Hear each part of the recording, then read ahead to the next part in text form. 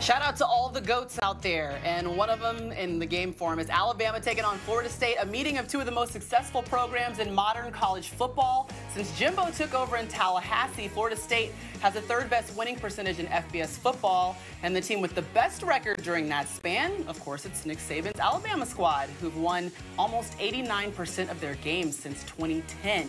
So could they be playing for this in January, the College Football Playoff National Championship Trophy presented by Dr. Pepper? Here's Reese Davis and the Game Day gang on the playoff implications of this matchup. Last season, we said we'd never had an opening weekend like the one we had in college football, and this year we've never had a game like we have. Alabama, Florida State, #1 versus #3. Winner of that game certainly is going to make a huge splash. Is the winner of that game, in your judgment, a lock for the college football playoff? It's easy to sit here and say yes, but they both have some tremendous challenges throughout the regular season within their own conference. But I personally think whoever wins this game will be able to kind of get through and navigate their way through and end up in the playoff. Not just because you deserve it, because, hey, you won against Florida State or you won against Alabama. I just think they're that good. I think they both, whoever wins this game, can make a run. I agree with you. Whoever wins this game has got the front runner to be in a national championship game. The winner. The loser, I don't know. No, we'll get to that. Yeah, the winner of this game, you would have a hard time keeping that team out of the college football playoff, especially if I was a selection committee member.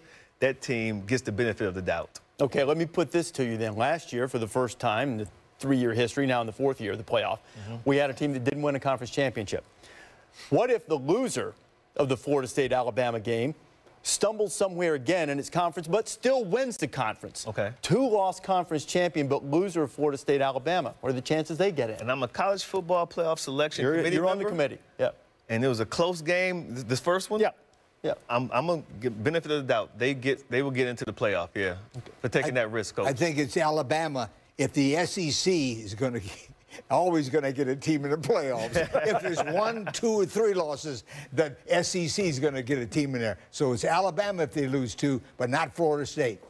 I think it comes down to what kind of game it is. I think if it's when Alabama played Michigan type of game, you're not going to recover. Yeah. If it's a 24-21 type of game, no matter who loses the game, and then they go and stumble, but then they kind of right the ship and they make a run and they end up winning a conference championship because of the willingness to play that game, I think the committee would reward them despite the 2 losses. I agree with you. And the second loss has to be the same way too. It has to be a tight game. You can't lay an egg. You can't have Michigan Penn State last year with 49-10 to maybe effectively eliminate you.